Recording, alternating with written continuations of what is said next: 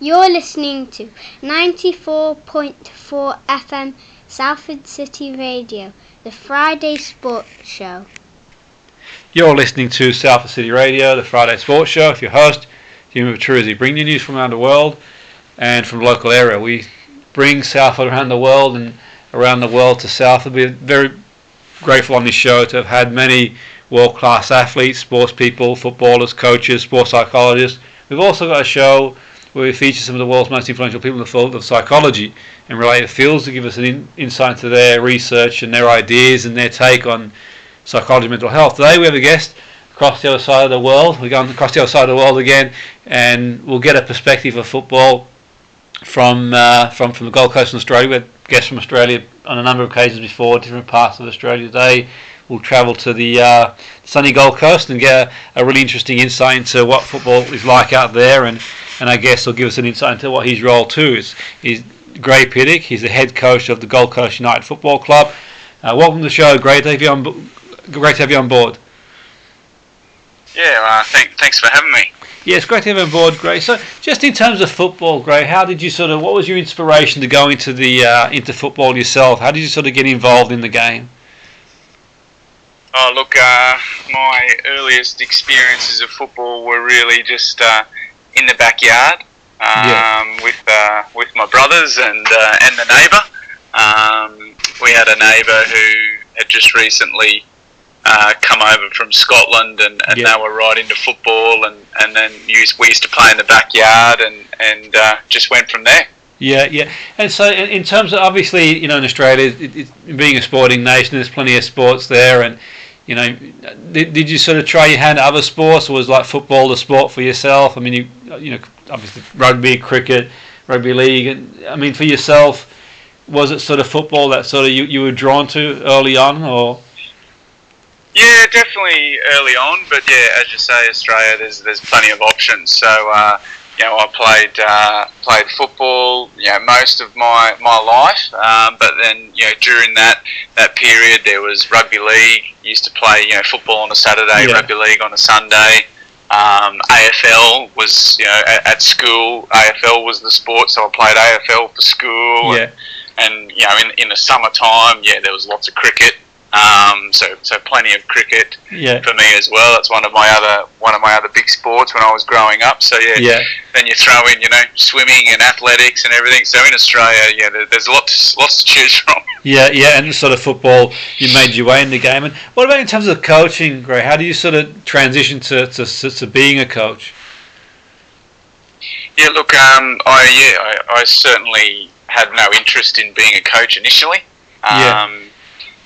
But then I had a few injuries while I was playing in my early and mid-20s, and while I was recovering from those, I was, helped coach some junior teams and helped with a few mates who were coaching, and then, from there, just continued coaching juniors while I was still playing. And, as soon as I'd finished playing, I was, quite happy just to transition straight across to coaching. Yeah. How did you find the transition itself in terms of the experience you had as a player and into coaching? Did you find that transition into coaching was straightforward, or was? Look, I think because I was coaching some junior teams and that while I was still playing, that certainly helped. Yeah. And in senior teams, I was as I got older, I was a senior player and a player assistant coach as well before I hung up the boots. So that helped with the transition. And then I think it also depends on your first senior job that I took. I had some handy experienced ex-professionals there as well that really helped to mould the team. So I was quite lucky in that regard. Yeah, no, absolutely. And in terms of, say, yourself, your own career in coaching, what are some of the challenges that you've had on the way? Some challenges on the way, there's certainly always challenges. Very early in my coaching career, in my first full year as a senior coach, my team won the competition. So and then and it was a bit of a surprise. So as a result of that, a number of our players, were moved on with regards to bigger clubs that had more money. So then, going from winning the competition to then having to rebuild your team almost entirely again, was a big challenge. And that's sort of the nature of football in Australia. You're often rebuilding teams year on. It's not often that players are in one position for too long. Most of the contracts are 1-year deals or 2-year deals. So you're always got to be looking at what's coming through and how can you improve the squad and with players, but also with the young ones coming through and your coaching ability. Yeah, it's interesting in terms of the catchment in the Gold Coast. Grae, what sort of players? I mean, do you guys sort of bring players through the ranks, and how does it work into the first team? And where do you mainly get where do the players generally sort of come from? What's the sort of the core, the nucleus of the squad? Yeah, look, with the Gold Coast, I mean, the Gold Coast is a growing population. There's 2 MPL teams that are in our region, 2 Gold Coast teams. So it's not a huge pool of players that are right at that level that can play at that level. But ourselves at Gold Coast United, we're really moulded on trying to bring the younger ones through and have that youth development coming through, because it's financially, if you're trying to chase players from up in Brisbane, for example, or from interstate, the finances make things a lot harder. So we're really moulded on bringing the young ones through. We've got a few senior ex-pros, and then a bunch of good youngsters who are really motivated, filling in and around them. And so the travel, the distance sort of for the players to come in. You mentioned as far up as like Brisbane, obviously the competition up there. What sort of proximity? I mean, obviously with the UK, it's smaller in size, than Australia. But in terms of say players sort of travelling in, do they come in from sort of the wider area as well, or is it just generally concentrated in a local area? Yeah, look, most of the players we have would live 20-30 minutes drive at the most from the club. There's the odd one that might be a little bit further away. But most of them, are quite local in that instance. Obviously, the Gold Coast is a great destination for people to live. So we might get the odd player who moves from Sydney or Melbourne to live on the Gold Coast, and then obviously we might recruit them from there. But they're coming to the Gold Coast to live first because it's such a great place. And we certainly get the tourists as well who come for a year or two on a working holiday visa, and often they can play football as well, and sometimes that works out quite well being a tourist destination.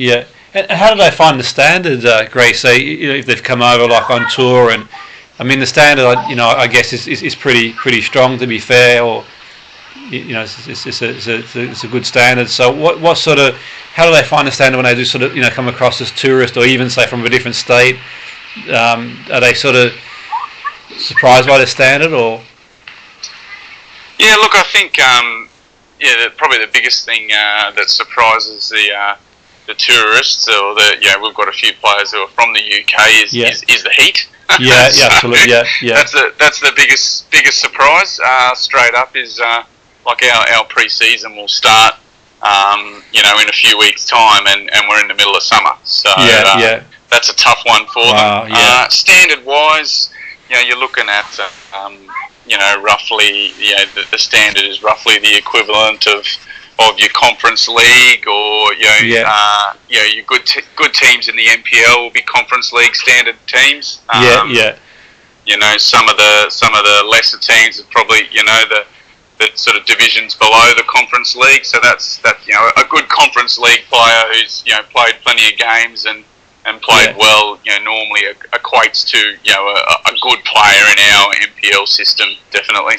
What are your thoughts in terms of? I know obviously it's not easy to sort of compare, but just sort of just interested to see what your thoughts are in terms of maybe from the compared to maybe the other states, like say Sydney or Melbourne. What do you think the difference might be, Grae, between say So traditionally, your league, MPL league in Victoria and Sydney are your two biggest ones. Yeah.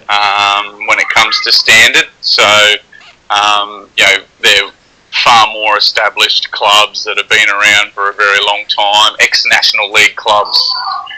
Financially, there's a lot more in the pot in those states than Queensland. Yeah. So Queensland's probably and hence why we're a bit more involved in the development side of things. Yeah. Because often our absolute best players might make the trek down to Sydney or Melbourne for double or triple the wages.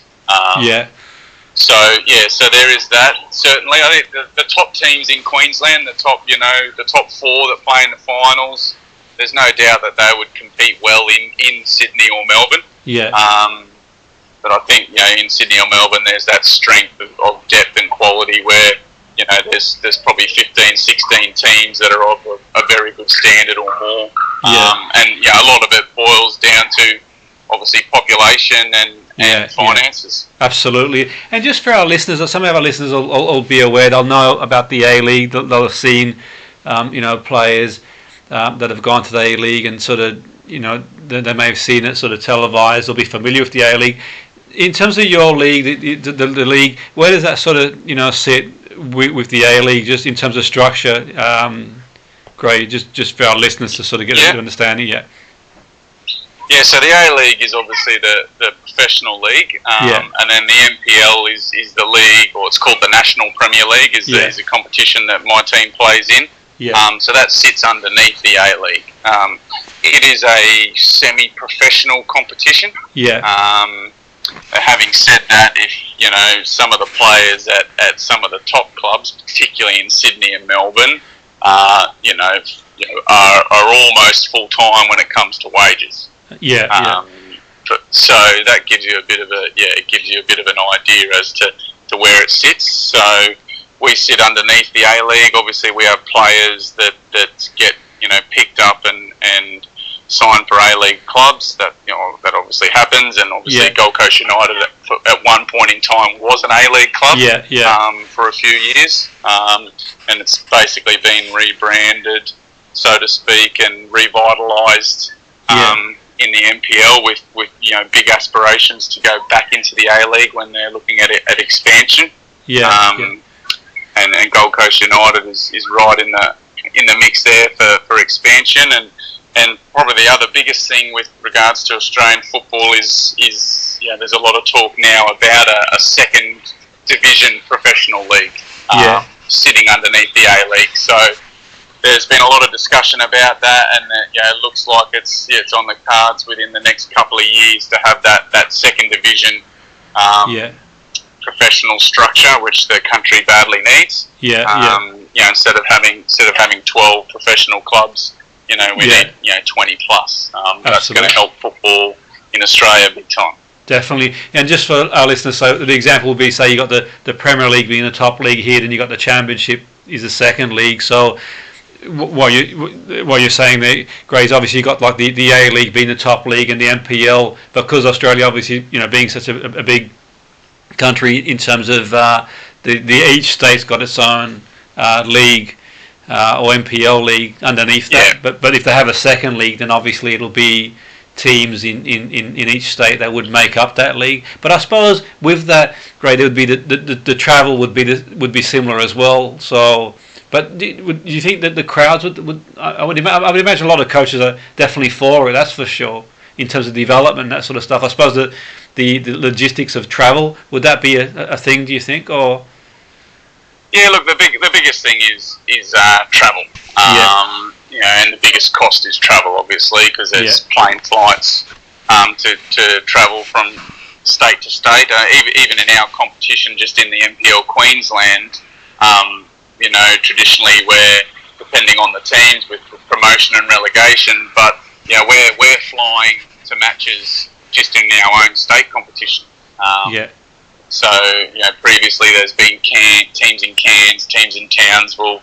Most recently, there's been a team in Mackay, which has just got relegated. But even in our own state competition, we're flying. So it's you fly away, play your game, stay overnight, and then fly back in the morning. So the travel cost is the biggest thing.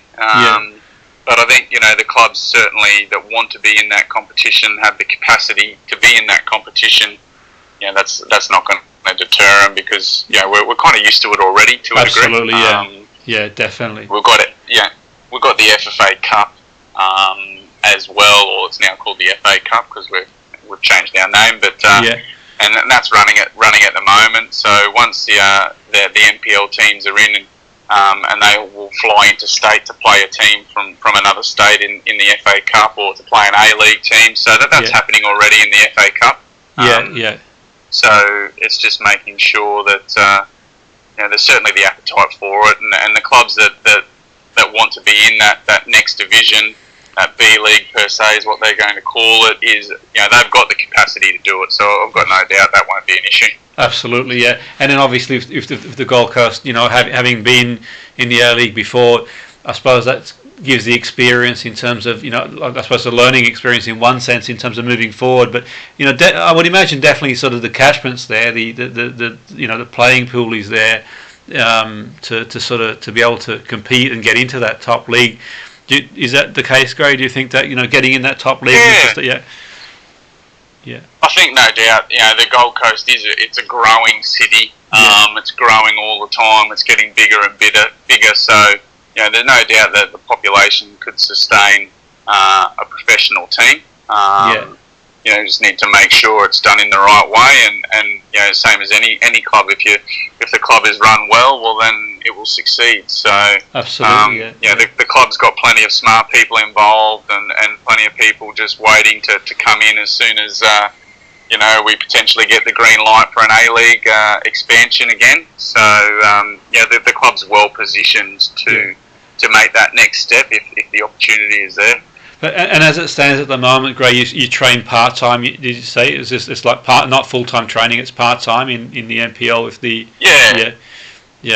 and so that's like so we're like a three nights a week training. And traditionally your games are on the weekend. We might have the odd midweek cup game or catch-up match and things like that, but that's sort of the normal schedule. So all the boys have. Or generally are either working full time or studying if they're younger. Quite a lot of the boys in the team are actually do a fair bit of coaching as well. So they coach and play, and that's that sort of supplements their income. So that's the environment sort of that we're in. So most of our sessions, and with the heat anyway. You tend to want to be training at night if you can. So we'll train at night under lights, and most games are in the late afternoon or evening. Yeah, no, absolutely. And in terms of your sort of coaching, Grae, do you sort of, in terms of do you sort of take the coaching sessions yourself, or do you have like people involved like fitness and different coaches like that take different players, or how does that generally work in terms of do you sort of vary it maybe with the gym and other stuff as well, or with the free night? We try. Obviously, we're from a wages point of view, we're semi-professional or amateur or part-time, whatever you want to call it. But we try to run it as professional as possible. So obviously we've got the sports science, we've got the medical staff. I do a lot of on the park sessions anyway, but I've got a few assistant coaches and we'll vary it around. A lot of them will have their own gym programs. We've got the physio staff to supplement things with injuries. So we try to run it as professional as possible. Obviously with the knowledge that at the same time, the players are either working or studying as well. Yeah, and I suppose with the players, the ones that are working and studying, and I suppose depending on what job they have too as well, in terms of what they can train, away from the club that would have a big, you know, in terms of an impact in what they can do away as well, and you know, work. Yeah. They need their own time. So yeah. Yeah, exactly. Some of them have a bit more spare time, and some of them, you know, they'll do their gym sessions in the morning, for example, and then we'll be out on the pitch in the evening. So they've got the capacity to do that. And they can sort of do that, like the recovery training after a game. They can do that on their own as well, I would imagine. Or I suppose the time you've got with them, you want to do the coaching as much as you can. Yeah, that's right. So when they're in for training, you know, it's really focused as much as we can on the pitch, just depending on when our matches are played, of course. And you know, they're well versed, and obviously with new players, we sort of train them up how we want to see their own recovery, and generally responsible for their own recovery. Being on the Gold Coast, the good thing is, you know, there's plenty of water. Absolutely. There's plenty of pools. There's the beach. There's quite a few recovery centres as well. That have popped up. So the players are pretty well versed in looking after their own recovery, and I mean, I'm a physiotherapist myself by trade, we you know, we've got a pretty good system in that regard, that they can self-manage that, and that gives us more time on the actual training part to work on what we need to. Brilliant. And do you sort of do, I mean, obviously being a physio as well, do you sort of do any sort of fitness testing with them too, Grae, or do you sort of just monitor that as you go along from a coaching point of view? From our point of view, or what we do at Gold Coast United anyway, with myself, is, you know, all the players are monitored, so they're all GPS monitored. Brilliant. You know, they're all weighing in, weighing out. They're all, you know, checked for their fluids. You know, they all have, you know, programs. If they don't have an individual specific program, they have a team program, depending on who the player is. So obviously, I don't do the physio per se myself, but, you know, we have our own physiotherapists and exercise science or exercise physiologists. So yeah, we cater for all of that, absolutely. Brilliant. And, you know, that allows us to adjust training sessions, particularly with, you know, the GPS monitoring and things like that. That makes it a lot easier for us. Absolutely. I mean, it sounds really, you know, sophisticated and organised. You know, for, like in terms of semi-pro, I mean, you know, you're maximising those sort of the 3 nights a week and away from their training. I would imagine that sort of give, you know, like at least from a physical point of view, the professional clubs are decent. They wouldn't be too far to place. Grae, would that be the case in terms of, from what you're saying there, like the training and I would imagine that, you know, elite, or physically they wouldn't be too far away. Is that probably a fair point? Yeah, look, I think you know, the top guys in the NPL competition from a physical point of view, you know, aren't too far off. You know, ALeague standard, particularly then if you were to then bring them in and they could train in a full-time environment and not work, you know, they'll make the jump given some time. And there's been plenty of evidence of that. You know, you get an NPL player, if they're a good enough player, and give them some time in an ALeague environment where they're training full-time, that they'll bridge the gap. And really, you know, since the early days of the NPL, 2013, 2014, when I started, you know, the gap between the NPL, the best NPL teams, and the A-League is definitely getting smaller. There's no doubt about that. As the NPL teams become more professional in how they try to operate, the gap is definitely getting smaller. And, you know, we see that in the FFA Cup when A-League teams are playing NPL teams, and, you know, there's been plenty of upsets over the years, and plenty of close matches. So, you know, the gap is definitely closing, and hence why we need that, you know, that second division to close the gap even more. And give some of these younger players an opportunity to come through the ranks. And it'll encourage other players to want to want to have a go at maybe playing pro as well, that might not have otherwise had a go. Grae, I would have thought, if you think, well, I've got a chance to play, if not in the A-League, at least in the second league. So it you know, might get... Yeah, absolutely. And I understand. Yeah. And in terms of highlights... Sorry, Grae, yeah. You're right. Yeah, you see, there's plenty of evidence even now, particularly if you're at a big NPL club and you're paid quite well, where you might be working full-time during the day, and you're a marquee player in an MPL team and you're on a very good wage, and you're probably good enough to play A-League, but you get some of these players, particularly if they're a bit more experienced, turning A-League contracts down because they're actually making more money. Yeah.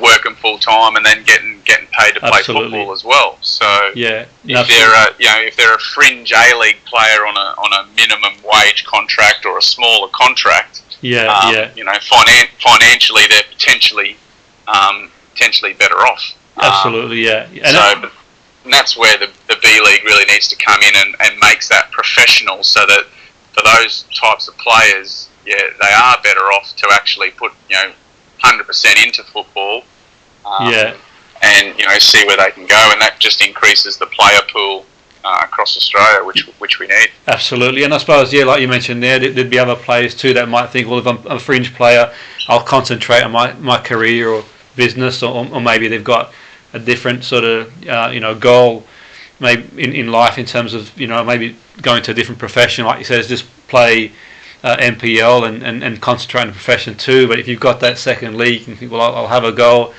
At least players want to play, don't they? To be fair, and only 11 can play. But and yourself, in terms of your own highlights, what would you say? Some of the you mentioned obviously the challenges, but what are some of the highlights for yourself, Grae, in the time you've been coaching?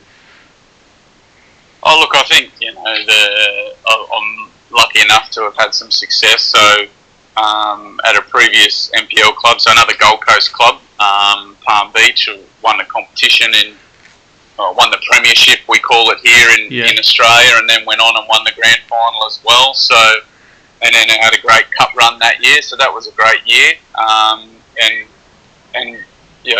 With another Gold Coast MPL club, Gold Coast Knights, a few years ago, we won the grand final. So there's been a fair bit of success, which has been great. And probably the most enjoyable part of that is they're all Gold Coast teams that I've been involved in. So it's really been great to see these guys come through and see that they're representing the Gold Coast and doing well. A few players, of course, have gone on and played in the A-League from that, and so it's been good to see them progress and move higher up the ranks.